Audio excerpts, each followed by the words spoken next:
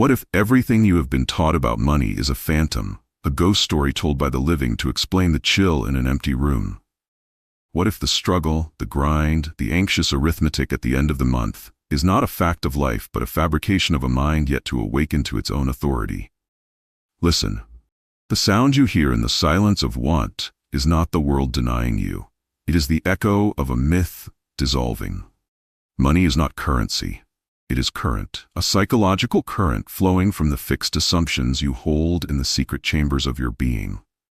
It moves not by the hand of the market, but by the command of consciousness.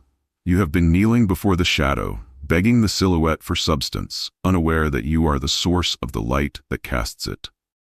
Wealth, then, liquid wealth, massive capital, absolute solvency, is not a prize to be wrestled from a resistant world. It is a territory, a psychological landscape of your own sovereign consciousness. And you are not a pilgrim seeking it. You are the cartographer who draws its borders, the governor who decrees its abundance. Your occupation of this inner state is the only prerequisite for its outer manifestation. This is the first and only dissolution required, the dissolution of scarcity. Not as a concept you argue with, but as an identity you have worn, a skin you have forgotten, is not your own. It speaks to you in the first person. I can't afford that. Money is hard to come by. They control the game. This is not your voice. This is the whisper of a phantom, a relic of a story you inherited but never audited. Scarcity is not an economic condition. It is a spiritual stance. It is the deeply held assumption that life is a field of lack, and you are a separate entity within it, forced to compete for crumbs. This assumption projects itself as your reality. It colors every transaction, every glance at a bank statement, every hesitation before a dream. It makes the world a closed system, a zero-sum equation where your gain must be another's loss. This is the great hypnosis. But the master knows a secret. The field of consciousness is infinite. The source of supply is not external. It is internal. Your awareness is the only bank that matters. Your financial power begins not with an investment, but with an inversion. You must turn the eye inward. See the machinery of your own beliefs. Feel the tension in your body when you think of debt. Observe the flinch of impossibility when you consider a sum that would bring financial freedom. These are not truths. They are memories, impressions, old patterns of thought that have congealed into a seeming solid reality. They have the weight of fact only because you have consented to their narrative. To dissolve scarcity is to withdraw your consent. Imagine your mind as a vast, still lake. Every thought of lack, every fear of insufficiency, is a stone thrown into its center. The ripples expand, distorting the entire surface, creating a world of chaotic, conflicting waves. This is the world of outside money, of unpredictable markets and precarious living. Your task is not to chase the ripples, to try to smooth them with your hands.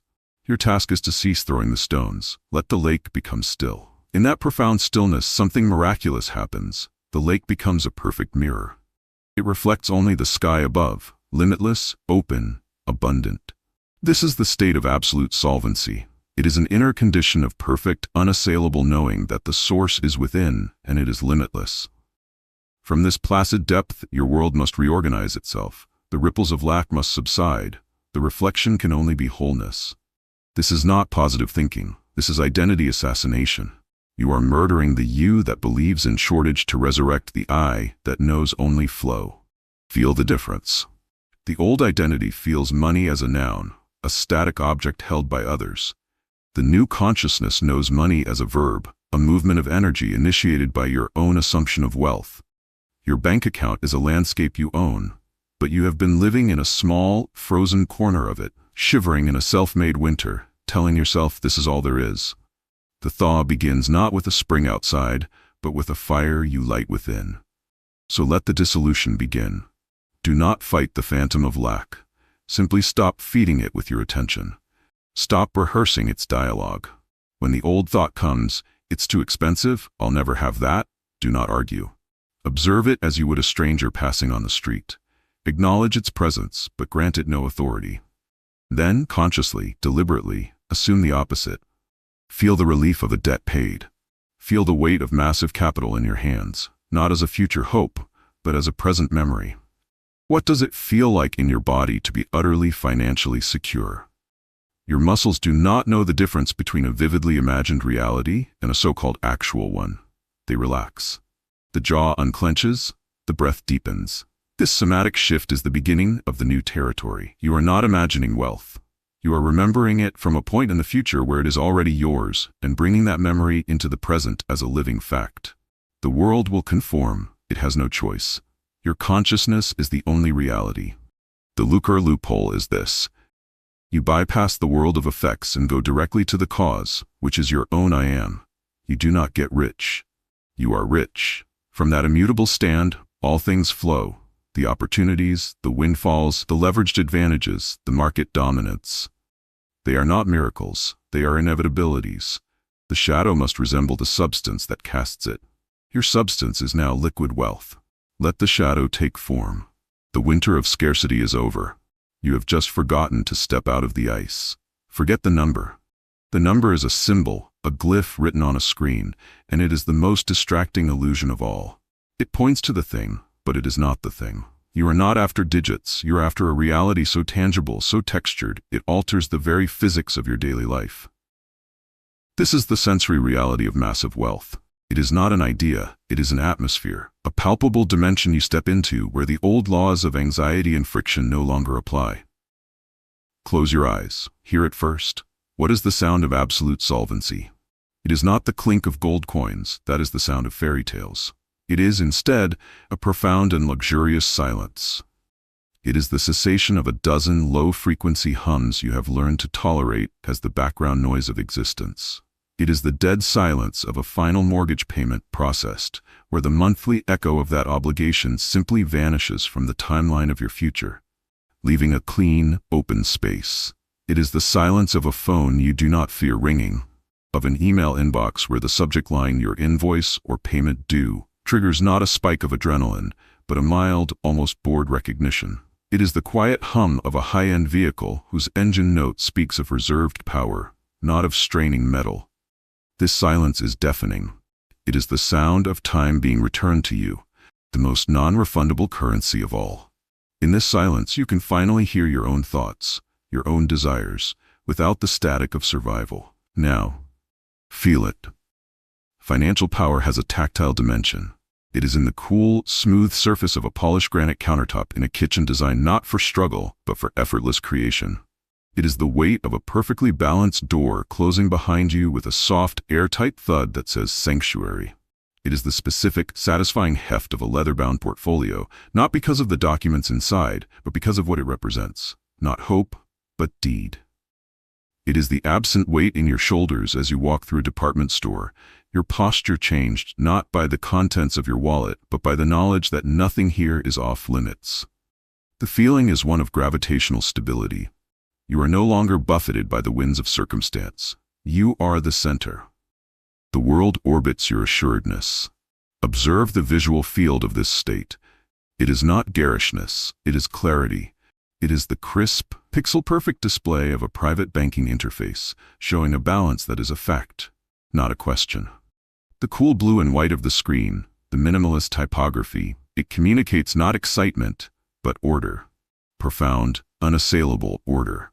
It is the clean line of a bespoke suit that drapes not because it cost a lot, but because it was crafted for the contours of a body that no longer carries the tension of striving. It is the unobstructed view from a window of a space you own, where the horizon is literally and metaphorically expanded. Your vision is no longer contracted by the need to calculate. Your gaze softens because there is nothing to search for, nothing to hunt. You have arrived. The aesthetic is one of spaciousness and selection, not accumulation. This sensory world extends to taste, to scent. It is the complex, layered taste of a meal chosen for experience, not for cost, where the conversation is the focus and the check when it comes is an afterthought, a trivial formality. It is the subtle, clean scent of high-quality materials, linen, wool, wood, leather, in a space that is maintained, not managed. It is the absence of the sour smell of worry, the metallic tang of fear. Your very biochemistry changes in this state. The body, no longer flooded with cortisol from financial alarm, operates from a baseline of ease. Health itself becomes a different experience.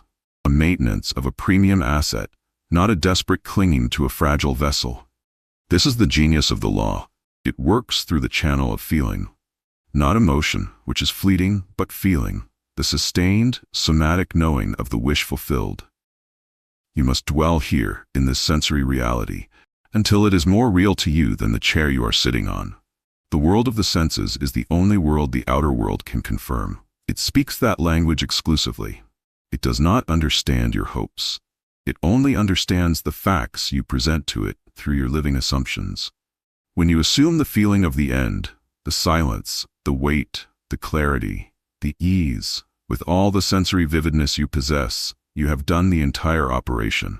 You have impressed upon your subconscious the fact of your wealth. And the subconscious, which is the engine of creation, must then work upon your entire world to produce the correspondences. The check that arrives, the opportunity that presents itself, the sudden leverage in negotiation, these are not the wealth. They are the shadows. The substance is the inner man, living in the sensory richness of the wish fulfilled. The man who feels the cool marble, hears the profound silence, and moves with the gravitational certainty of massive capital is already wealthy, regardless of what his current statements say. The statements will catch up. They are the slowest, most sluggish part of the reality to manifest. Do not wait for them to feel rich. Feel rich, and they must appear. You are not visualizing to get. You are sensory dwelling because you have. From this inner fortress of felt reality, all things flow. The market does not dominate you.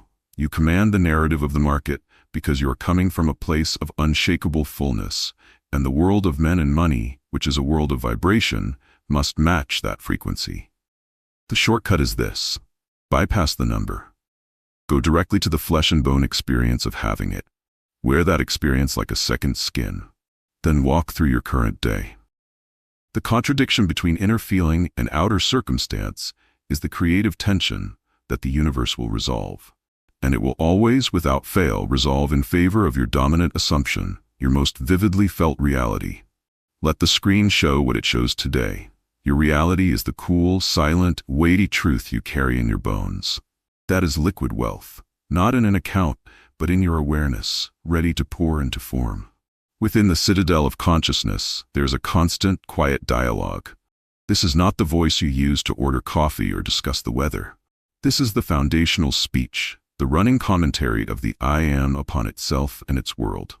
This inner speech is the architect of your reality. It is the silent decree that shapes the substance of your life before a single word is spoken aloud. Before you can command market dominance, you must first command this interior monologue. The wealthy do not think in terms of cost. They think in terms of causation and possession. Their inner speech is the dialogue of the source, not the supplicant. Listen to the old speech. It is a litany of questions posed to an indifferent universe. Can I afford it? What if it doesn't work out? Is this too risky? I hope I have enough. This is the language of separation, of a subject begging an object for permission. It is the sound of doubt echoing in an empty vault. It reinforces the condition of not having. Every time you internally utter "I can't," you are not describing a reality. You are issuing a command. You are commanding your creative faculty to sustain, to perfect the state of cannot. It is a prayer, and the universe, which is ever neutral and infinitely responsive, whispers back "Amen" and solidifies your limitation. Now hear the new speech. It is not boastful. It is not loud. It is declarative, calm, and assumptive. It operates from the end. It does not question. It states facts of being. The inner speech of financial power replaces "Can I afford it?" with a simpler, more profound statement: "It is mine." Not "I will have it," not "I want it," but "It is mine." Feel the tectonic shift in those three words. They collapse time. They move the desired object from the future of hope into the present of possession. This is not a lie you tell yourself. This is the truth you know from the state you have chosen to occupy. From this state, the subsequent thoughts flow naturally. How will it arrive? Which of these options best aligns with what I already have? The focus is not on acquisition, but on management, on the pleasant details of a reality already in existence. This inner speech governs reactions. When a market fluctuation appears on a screen, the old speech spasms into panic. I'm losing it. It's all disappearing. The new speech observes from a place of deep, unshakable foundation. It might say, a rearrangement is occurring. My capital is fluid and intelligent. It moves to where it is best positioned.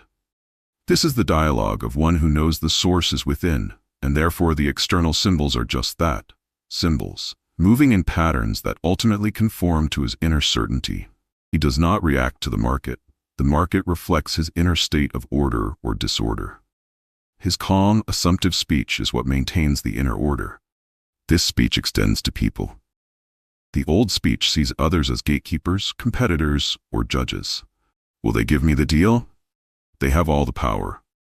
The new speech knows all figures in the play are expressions of your own consciousness. It says, he is here to facilitate what is already mine. Her expertise is a natural resource appearing to serve my command. This is not manipulation of others. It is recognition of the law. When you assume the state of absolute solvency, everyone must play the role that fits that assumption. Your inner speech, confident and expectant, directs the casting of your entire world. Most importantly, the inner speech of wealth is directed at the self. It is the constant, gentle reinforcement of the state. In moments of transition, when the old world casts its shadow, this speech does not fight. It simply reassures. I am the man for whom wealth flows naturally and constantly. All things move toward my increase. I am irresistibly guided to perfect financial expression. These are not affirmations. They are confirmations. They are the quiet acknowledgments of a truth so deeply felt it needs no external proof. They are the words you would naturally speak to yourself if you were, right now, in possession of massive capital. This speech shapes your self-concept, and your self-concept is the blueprint the world uses to build your reality. Your task is to become the vigilant guardian of this inner soundscape. Catch the old fearful dialogue the moment it begins. Do not condemn it. Simply recognize it as the echo of a ghost. Then, deliberately, with all the sensory feeling from Section 2, speak the new speech from the place of the wish fulfilled. Do this not once, but until it becomes the unconscious, automatic murmur of your mind. This is how you occupy the territory. This is how you become liquid wealth in human form. Your inner speech is the loom on which the fabric of your fortune is woven, thread by silent thread. When this dialogue changes, everything changes. The phone rings with new purpose. Ideas arrive with crystalline clarity. Your very presence begins to command a different quality of attention and opportunity. You are not acquiring a new vocabulary. You are allowing a new ruler within you to speak its native tongue. That ruler is the I am, rich, whole, and complete. Let it speak, and as it speaks, the outer world has no choice but to listen and to obey. The Lucre Loophole is spoken into existence, one silent, powerful, assumptive word at a time. The dialogue of lack is over. The monologue of ownership has begun. Let it narrate your world into perfect, opulent alignment. There is a physics to daydreams, and a concrete, load-bearing architecture to visions. The casual wish floats like dust in a sunbeam, beautiful and directionless. But the vision that has been felt, inhabited, and spoken from within, that vision has mass. It acquires gravity. It begins, silently and irrevocably, to pull circumstances, people, and resources into its orbit. This is not magic. This is the law of assumption in its structural phase. You are no longer wishing. You are building. You are engineering the inevitability of your financial power. Consider the blueprint of a skyscraper. Before the first steel girder is lifted, it exists in complete, resolved perfection in the mind of the architect. Every beam, every conduit, every pane of glass is placed. The architect does not hope the building will stand. He knows the mathematics, the physics, the materials. His knowing is the unshakable foundation of which the physical structure will rise. Your wealth must be approached with this same architectural certainty. The feeling of the wish fulfilled is the blueprint. The inner speech is the specification document, but the architecture of inevitability is the relentless daily act of living from the finished design, even while the ground around you appears empty. What does this look like in the unseen world of consciousness? It is the death of contingency. The old mind operates on if. If I get that promotion, then I'll be secure. If the market rebounds, then I can relax. This is the logic of an effect, placing your state of being at the mercy of a circumstance. It is building on sand. The architect mind operates on since. Since I am living in absolute solvency, this promotion is a natural alignment. Since my capital is fluid and intelligent, this market movement is a rearrangement of my assets. This shift in preposition is seismic.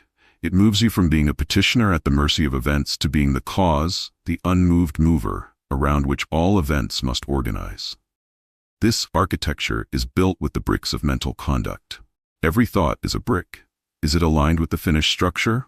You would not, in building a palace, haphazardly throw rotten wood into its foundation. Yet the mind, undisciplined, throws anxiety, doubt, and old stories of lack into the mold of its future. Guard the building site.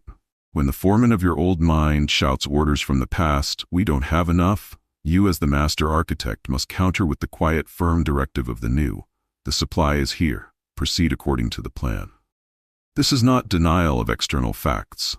This is the imposition of a higher, more real fact from the dimension of cause. Your daily life becomes the proving ground for this architecture. You do not wait for the money to act with confidence. You act from confidence, and the money must follow to justify the action.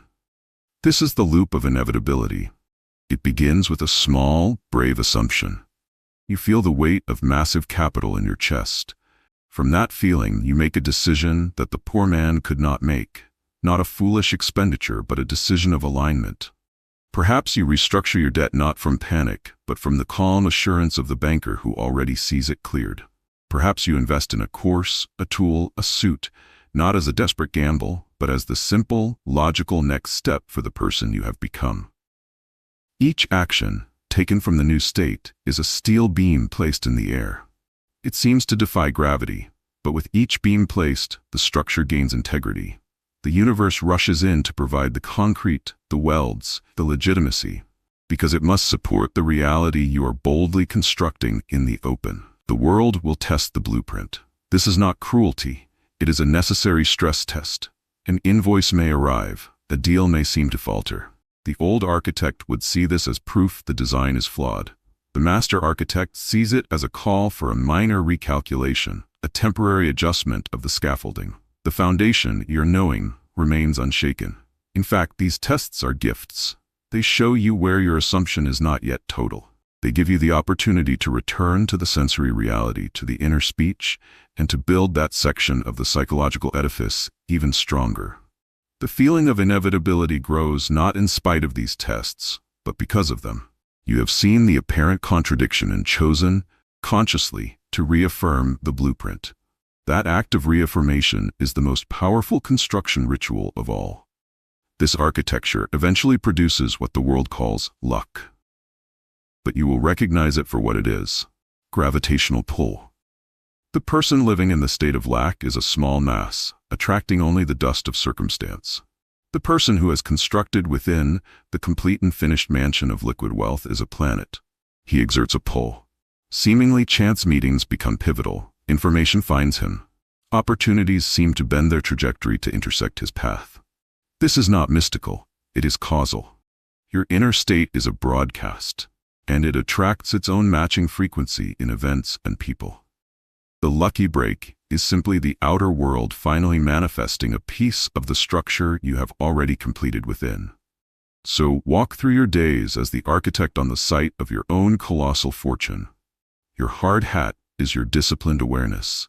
Your tools are your senses and your inner speech. The blueprint is the feeling of the wish fulfilled, worn smooth from your constant attention. Do not look for the building in the world of shadows. Feel its solidity around you now. Hear the quiet, busy hum of its perfect functioning. Smell the clean scent of its completion.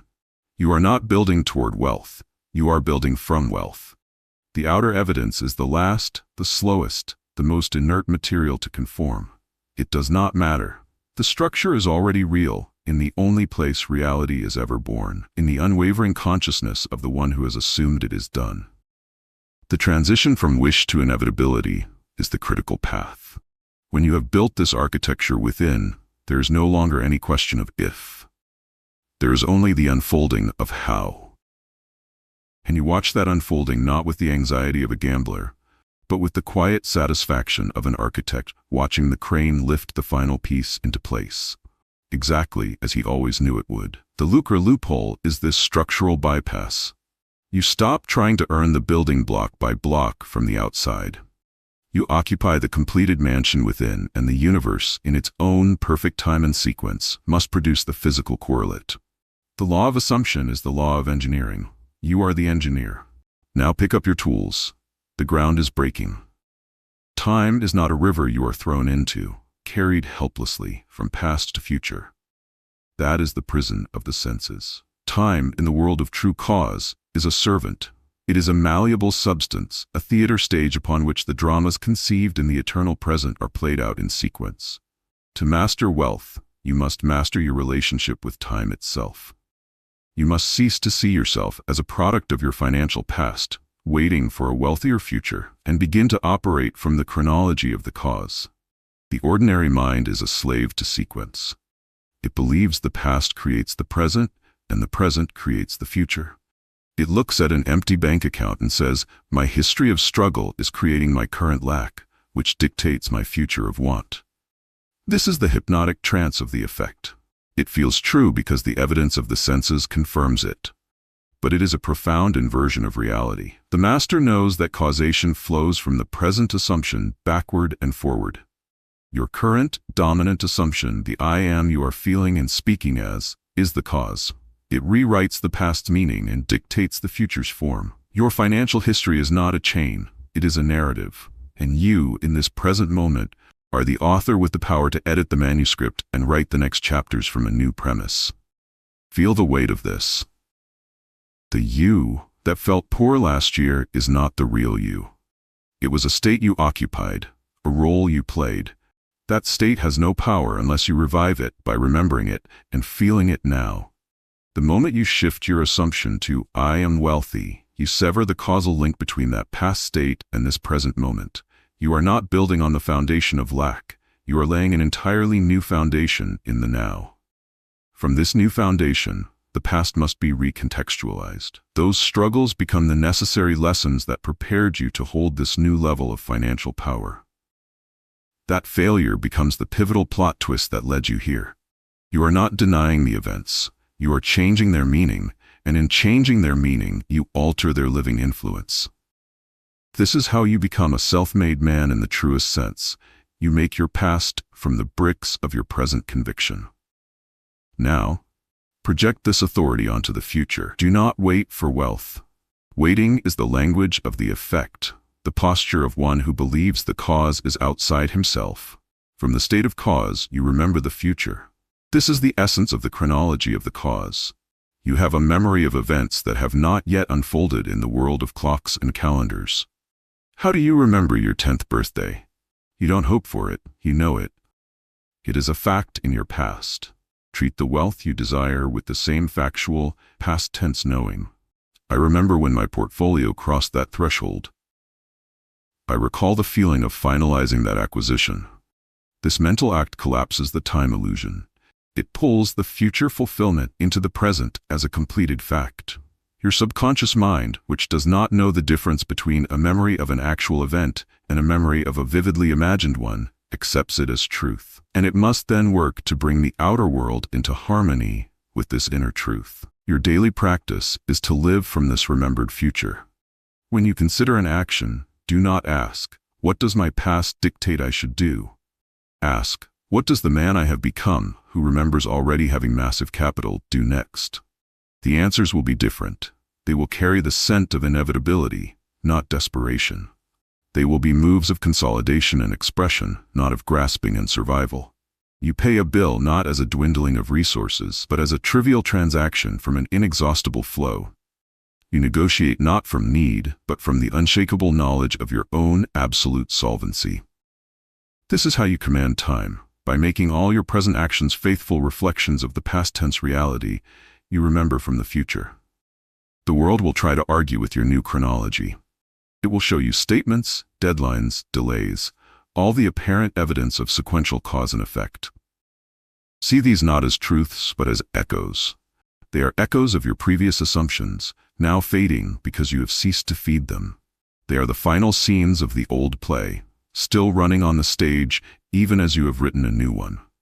Do not fight the echoes. Let them play out. Your focus is on the new script, the new feeling, the new memory of wealth that is so vivid it feels more real than the fading props of the old set. In this, you discover the ultimate lucre loophole concerning time. You are not moving toward wealth through time. You are bringing wealth to you by collapsing time into the now of your assumption. The interval between the assumption and the manifestation is not a barren desert to be endured. It is a creative space to be occupied by the feeling of the wish fulfilled. Fill it with the sensory reality, the inner speech, the architectural certainty. As you do, you are not waiting. You are arriving. The clock is not a tyrant counting down to your possible failure. It is a mechanism ticking off the moments until the world catches up to what you have already decided is true.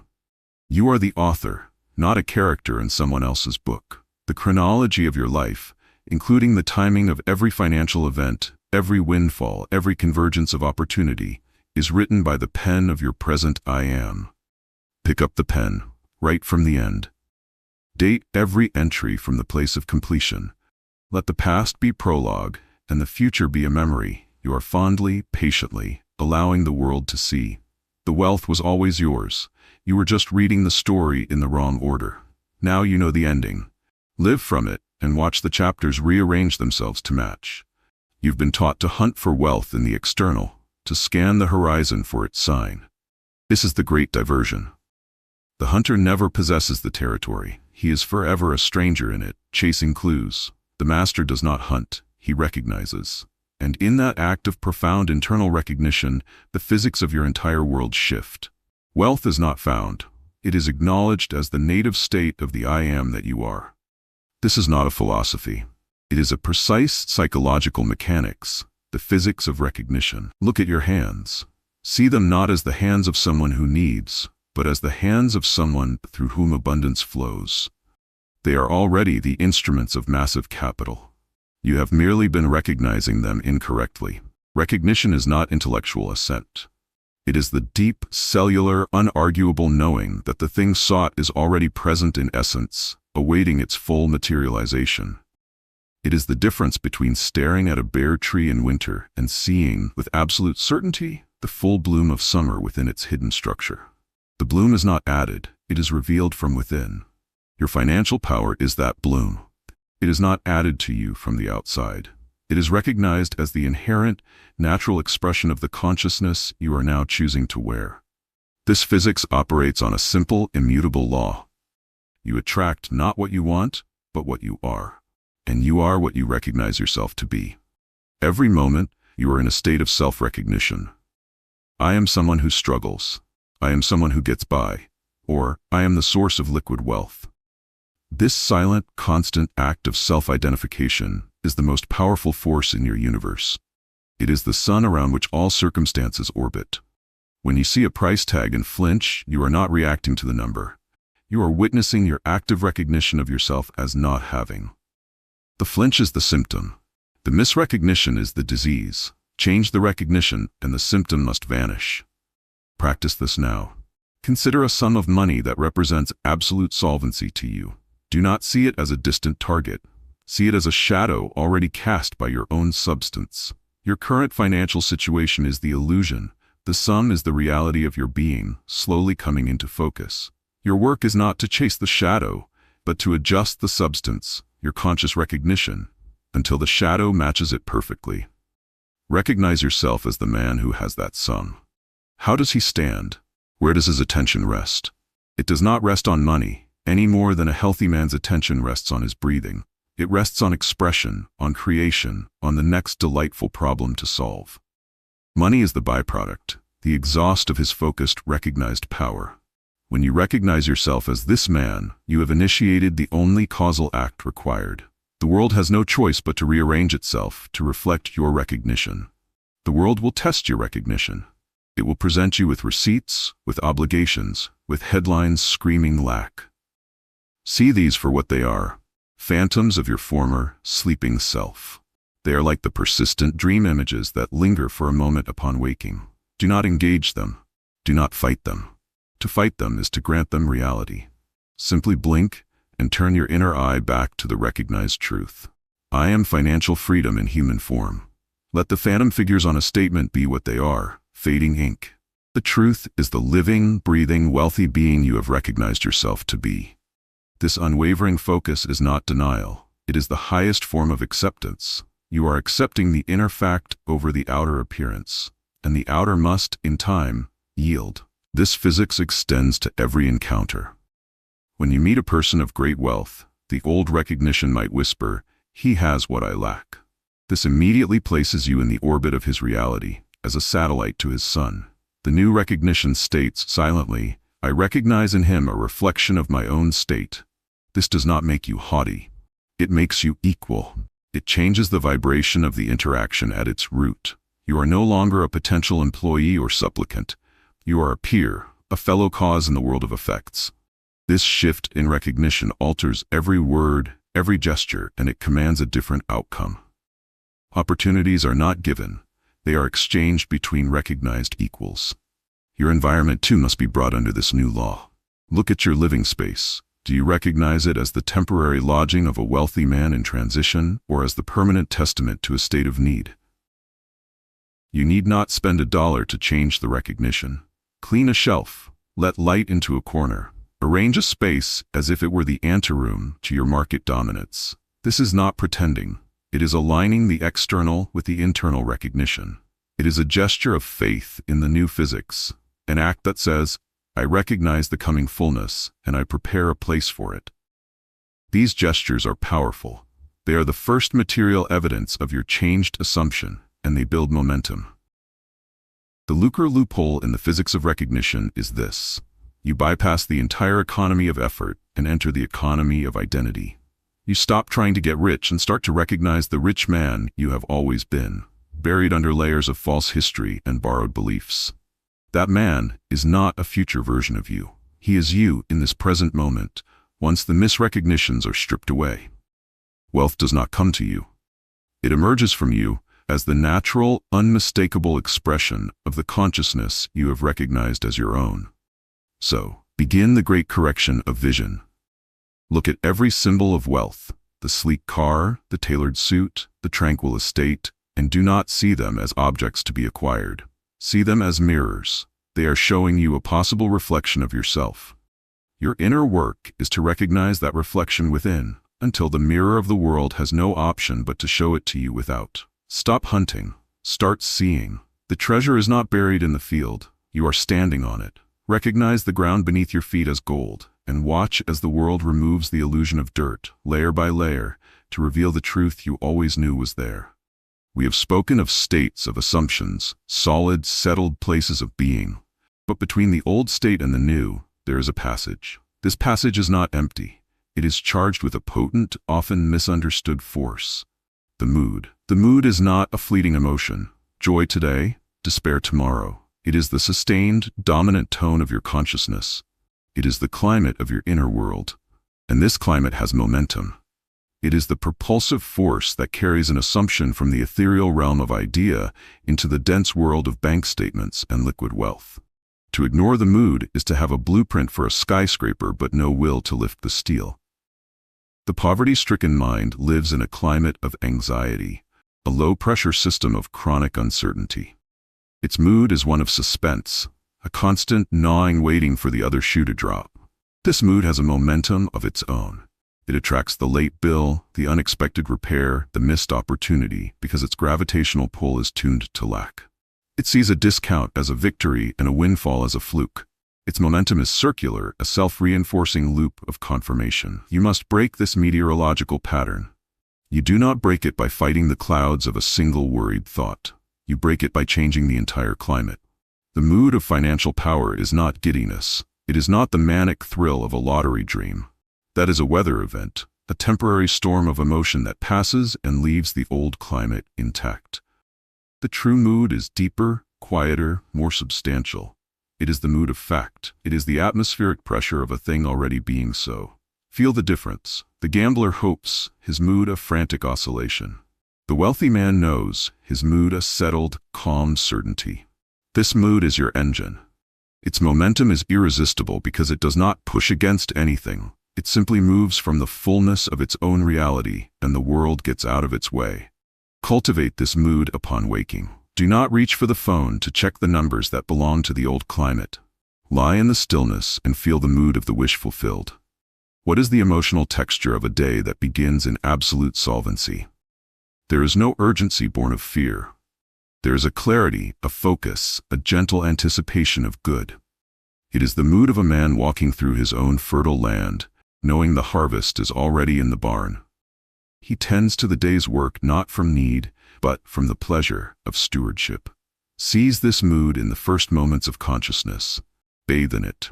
Let it be the lens through which you perceive the first light, the first sounds. This sets the tonal frequency for the entire day. From this mood, your thoughts will align, your inner speech will flow, and your actions will be congruent. This is how momentum begins, not with a giant leap, but with the subtle, deliberate choice of dawn's atmosphere.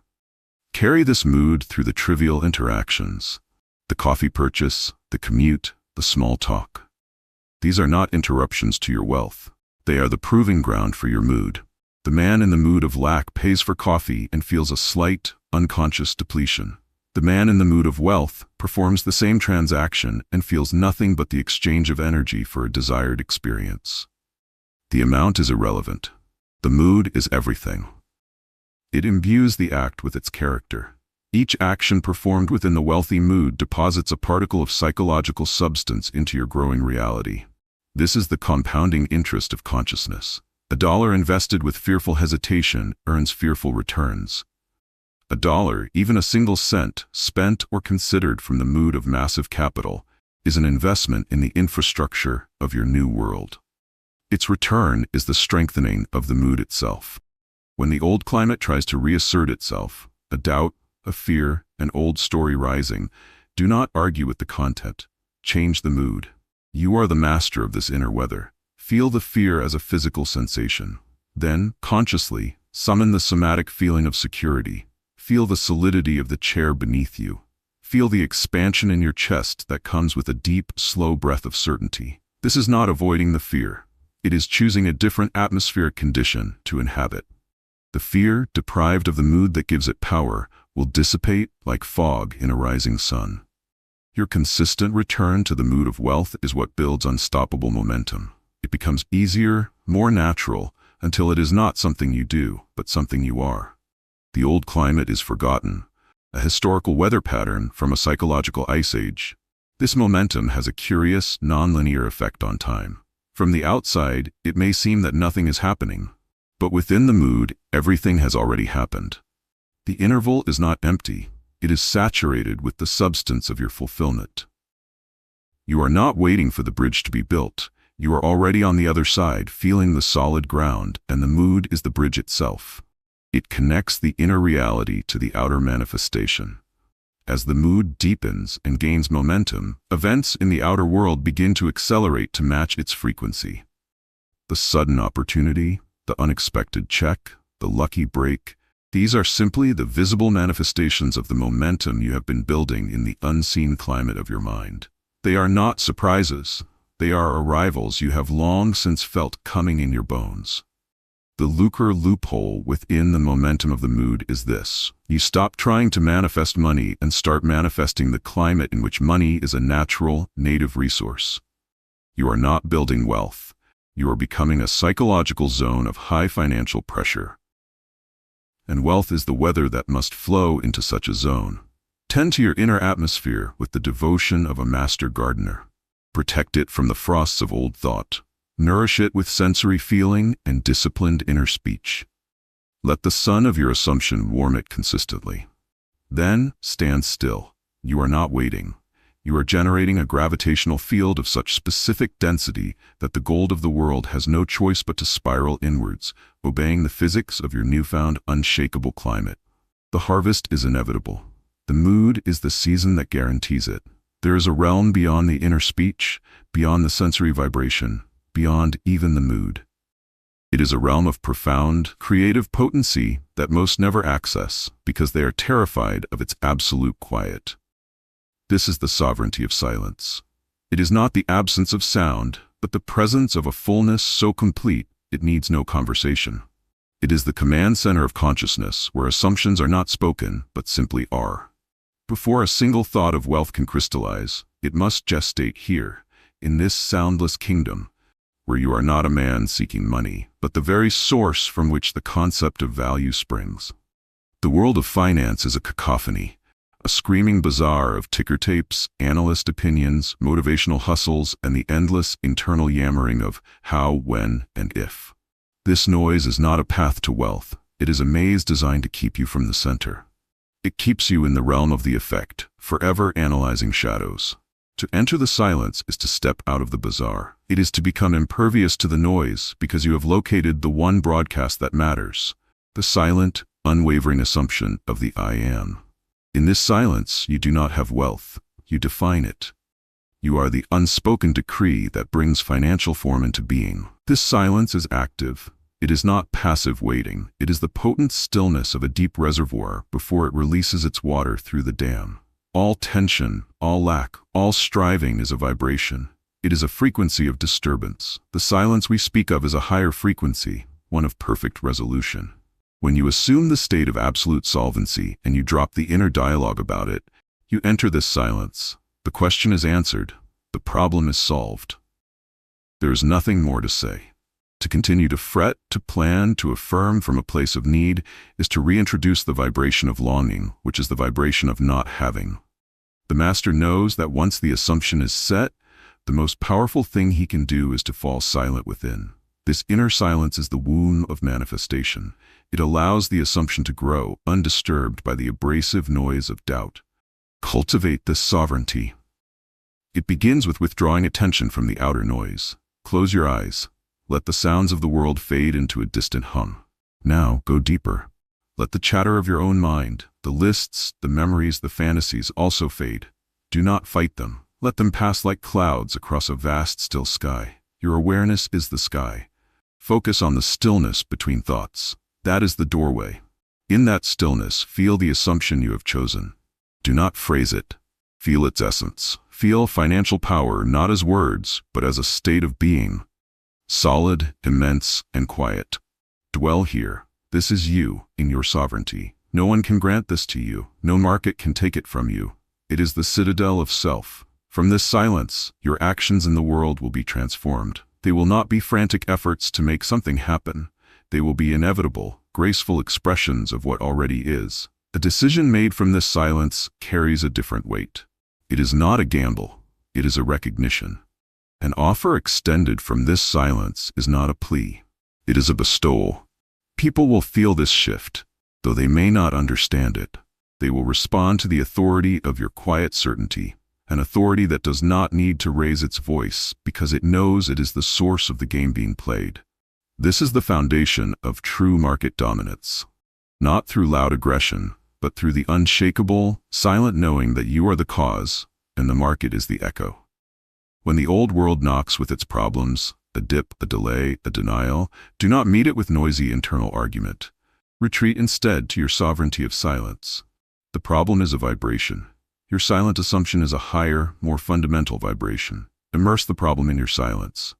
Do not analyze it. Do not fight it. Simply let it be dissolved in the immense quiet certainty of your being. You will find that solutions arise not from frantic thinking, but from this placid depth. Insights will come. Paths will clear. The silence is not empty. It is infinitely intelligent. It knows the way because it is the way. This practice makes you a master of interval. The time between the assumption and its physical proof is not a test of patience. It is a sacred space of silence to be inhabited and enjoyed. It is the artist pausing before the final, perfect brushstroke, not from uncertainty, but from the pleasure of knowing it is already done. Inhabit this interval with your silent sovereignty. Let the world rush and clamor. You are the still point. From this point, all things are orchestrated. The checks, the contracts, the opportunities, they are all just matter arranging itself around the gravitational center of your quiet I am. The lucre loophole revealed in silence is this. You stop communicating with the world of lack. By falling silent within, you cease all negotiation with the phantom of not having. You issue no more counter-arguments, no more hopeful pleas. You simply are what you are. And the universe, which is always listening not to your words, but to the vibration of your being, hears only one signal: the clear, pure, silent tone of wealth accomplished. It has no choice but to adjust its arrangements to match that signal. The noise was the lock. Your silence is the key. Turn it and walk into the soundless, abundant reality that has been waiting for you to stop talking long enough to notice it is already here. You have assumed the state. You have felt its sensory weight, spoken its inner language, built its architecture, and now rest in its sovereign silence. And then the world presents you with its opposite. A bill arrives that seems to mock your assumption. A deal falls through. The numbers on the screen do not yet reflect your inner knowing. This is the critical juncture where most falter, misunderstanding the moment as a denial. The master knows it is the final necessary ingredient, the catalyst for the alchemy of indifference. Indifference is not apathy. It is not a lack of care. It is the supreme power of non-reaction. It is the conscious, deliberate refusal to let the outer world dictate your inner state. It is the understanding that the appearing circumstance is not truth, but history, the fossil of a past assumption, rising to the surface one last time to be seen and dissolved. Your reaction is the energy that sustains it. Your indifference is the solvent that erases it. Think of your consciousness as a clear, still pond. The assumption of wealth is the pure water. The contradictory evidence, the bill, the rejection, is a clump of mud thrown into it. If you react with fear, anger, or despair, you are plunging your hands into the water, frantically trying to grab the mud. All you achieve is stirring it, clouding the entire pond, making the mud a pervasive reality. Indifference is watching the mud sink, undisturbed, to the bottom. You know the mud is not the water. You know the clarity of the water is the fundamental truth. You allow the mud to settle, and it becomes inert, powerless, a mere footnote on the bed of the pond, while the water above remains pristine. Your assumption remains untouched. This is the alchemy. You transmute the power of a circumstance by withdrawing from it the fuel of your emotional and mental consent. The circumstance, denied this energy, cannot sustain its apparent solidity. It must transform to match the energy you are now investing, which is the calm, steady assumption of your wealth. The bill is not a problem. It is an illusion of a problem, a phantom from a financial past you have already psychologically exited. To fight it is to confirm its reality. To be indifferent to it is to starve it of the only thing that gives it life, your belief in its power over you. Cultivate this indifference deliberately. When the old pattern raises its head, do not ignore it. Acknowledge it fully. See the number. Read the letter.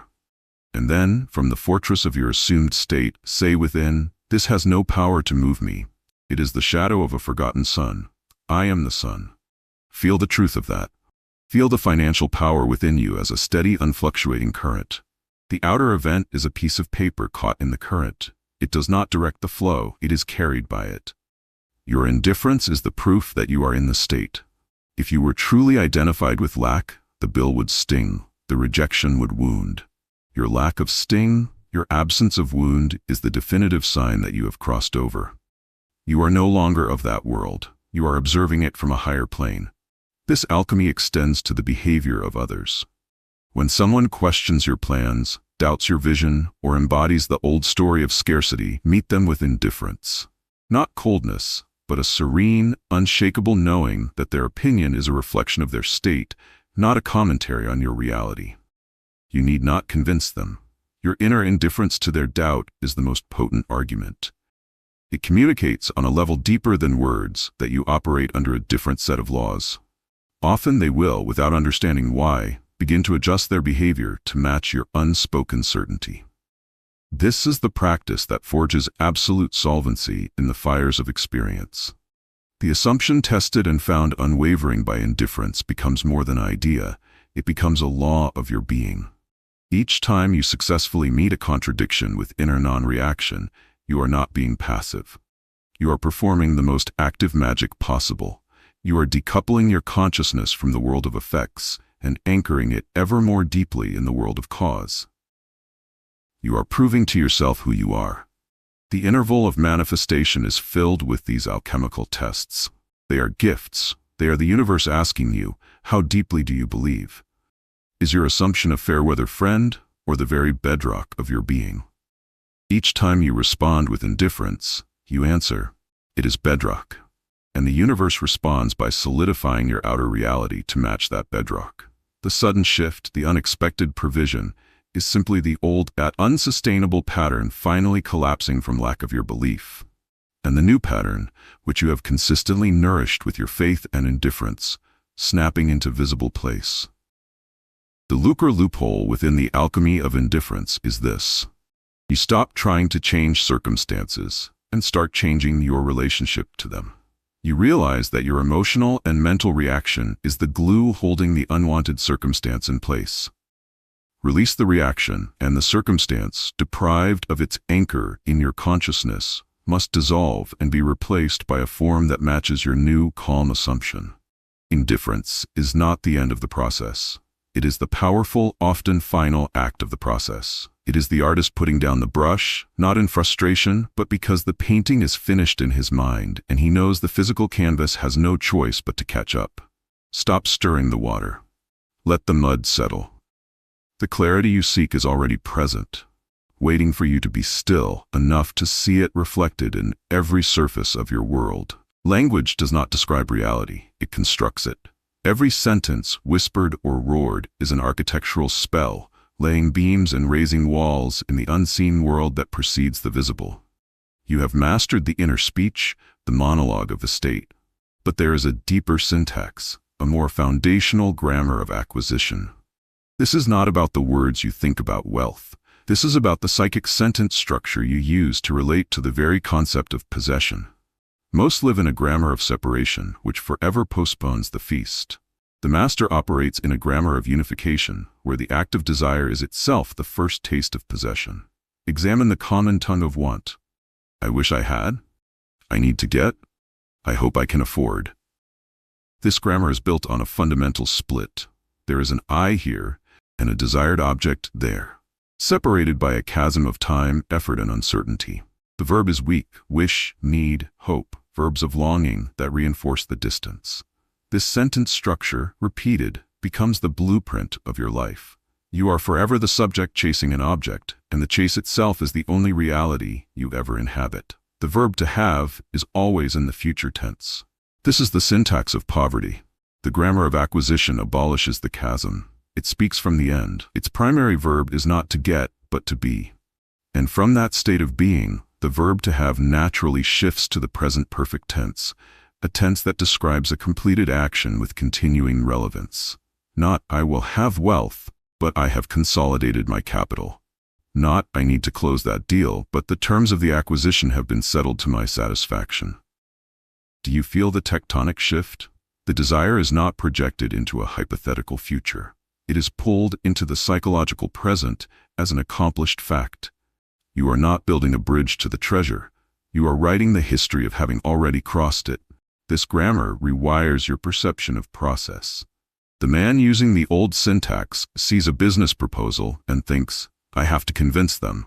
I have to make this happen. He places the power in the them, and his verb is one of strenuous effort. The man using the new grammar sees the same proposal and thinks, this clarifies the next phase of my expansion.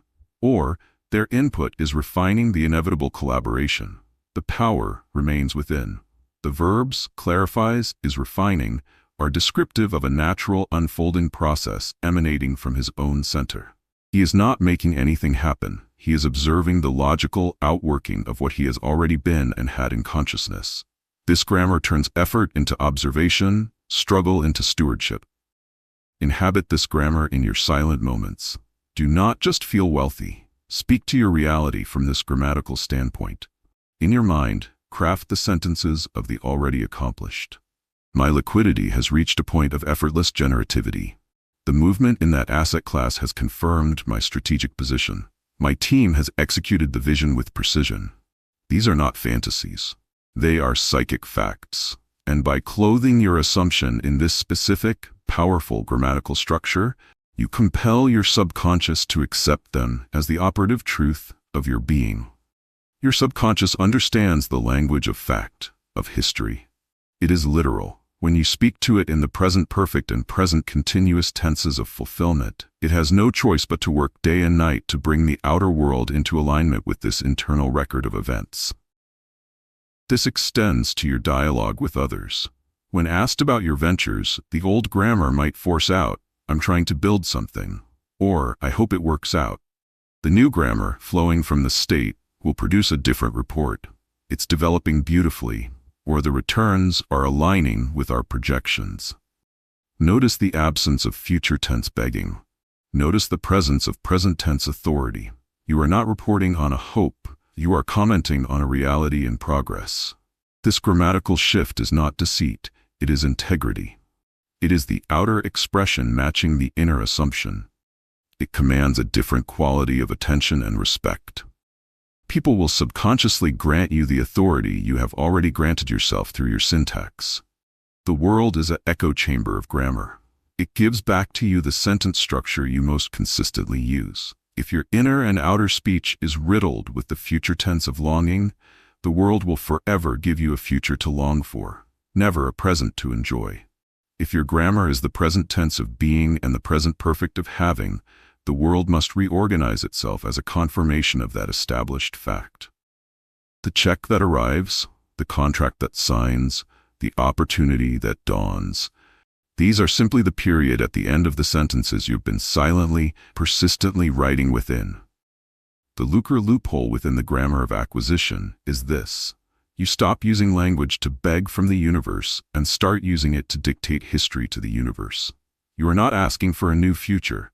You are writing the chronicle of a new past, a past in your inner world where all you desire is already accomplished.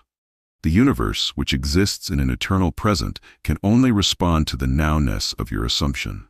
By framing your desire in the grammatical structures of completion, has been, is settled, have secured, you place it squarely in the only tense that exists for creative power, the now.